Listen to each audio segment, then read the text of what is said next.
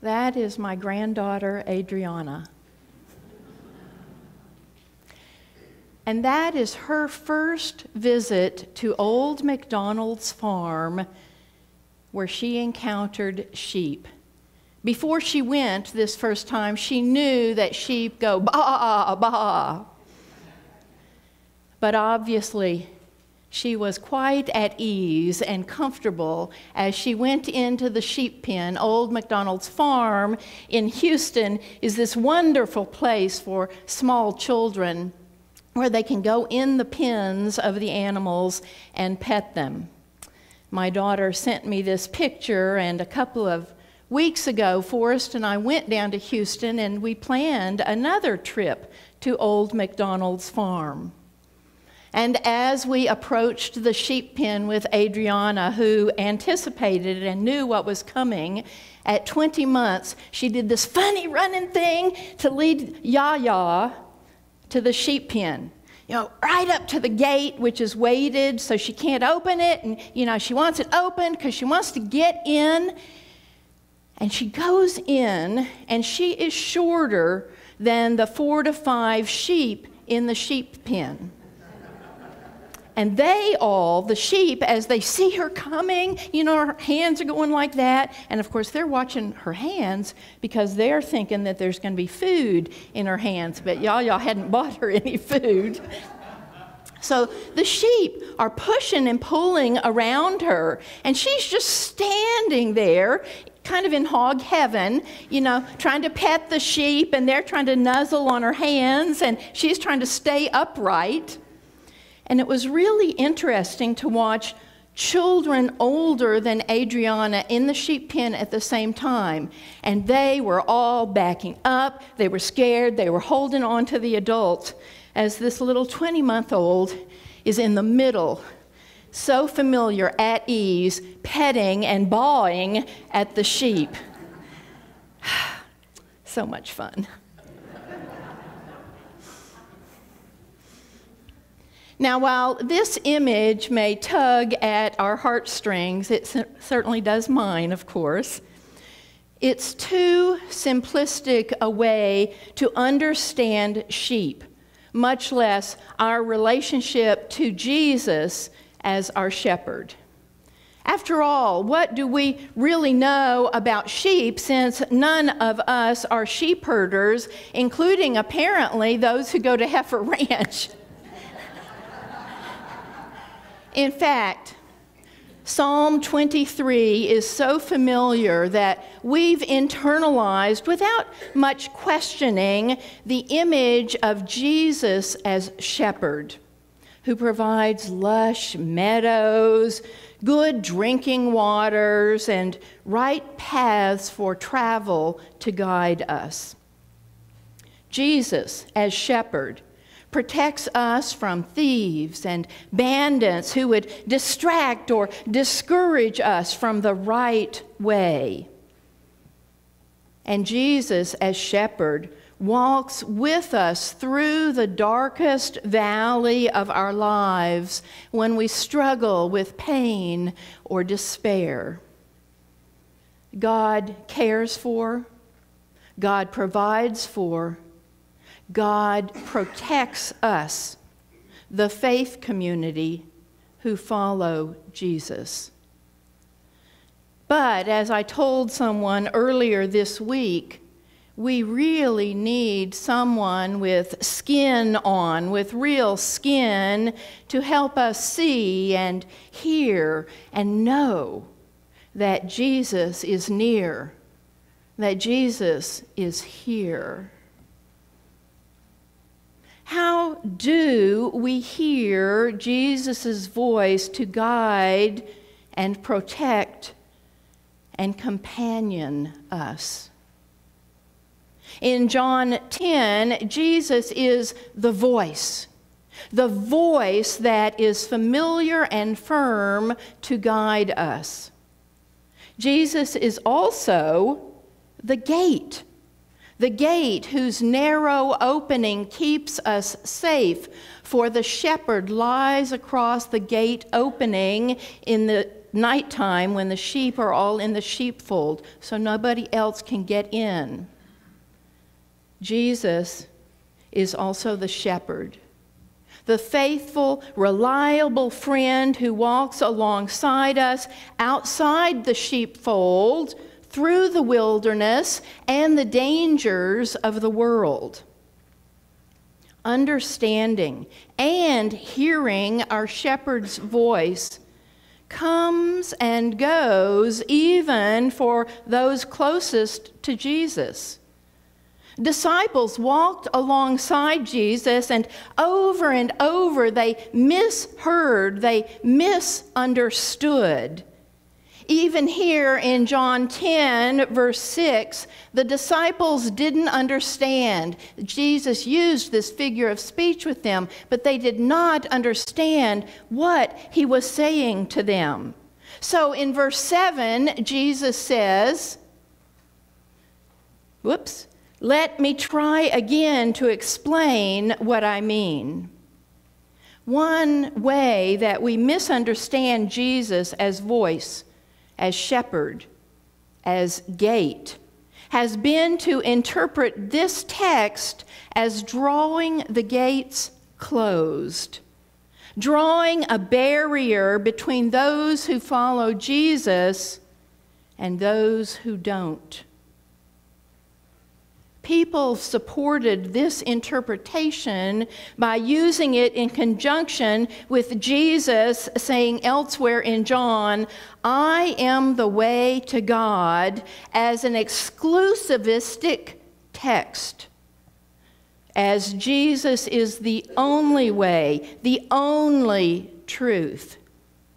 But notice in verses 3 and 4 that there are other sheep in the sheepfold. The gatekeeper opens the gate for him, and the sheep hear his voice. He calls his own sheep by name and leads them out. When he has brought out all his own, he goes ahead of them, and the sheep follow him because they know his voice. The decision about who's in or who's out of the sheepfold, who's invited, who's protected, who's welcomed, is up to the shepherd, to the voice, to the gate, not up to us to decide. This text is one of invitation and hospitality, not one of exclusivity. In our church, in our denomination, we continue to hear Jesus' invitation anew to blacks, to slaves, to women, to the divorced, and most recently, to all who submit joyously to the lordship of Jesus Christ, regardless of same-gender, faith-filled relationships.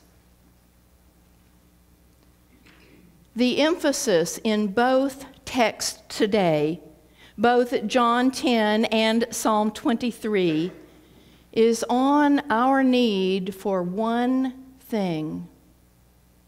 In order to know and receive and have abundant life, we must hear and know and follow our shepherd's voice.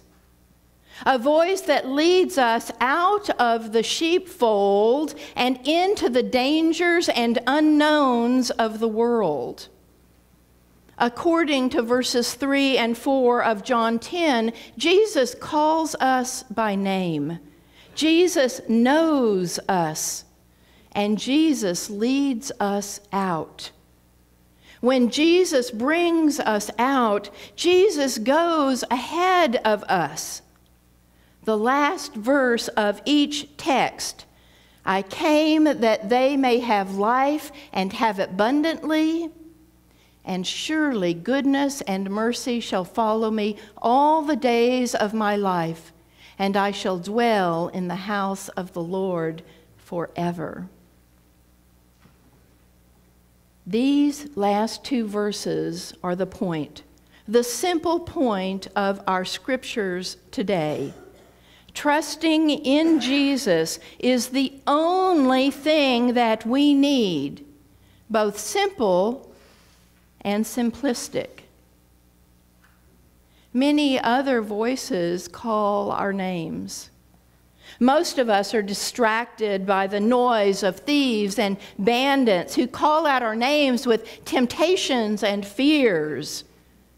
Overly busy calendars keep us moving too fast to hear our shepherd's voice. Overdependence on having the coolest and latest clothes, the latest gadgets and technology, lots of entertainment and toys needed for our entertainment. A drive to move up the corporate ladder or achieve professional success or bring home a bigger paycheck. All these are thieves that steal our time to listen for that voice that invites us to hug and hold on to Jesus. Other voices call us to retreat behind gates of fear.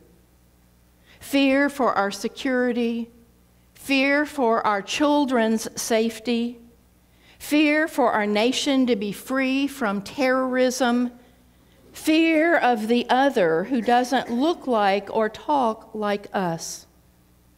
All these, in extreme forms, are bandits, blocking our way out of the sheepfold to the green meadows and quiet pools of water that our shepherd offers. Dare we trust that our shepherd knows us well enough to feed us and to keep us safe and won't abandon us in our trials and tribulations? Or perhaps the more important question is, do we know our shepherd's voice clearly enough that we can distinguish his voice from the thieves and bandits who would rob us? There are so many ways to draw closer to our shepherd, Jesus Christ. Our texts today promise us abundant life.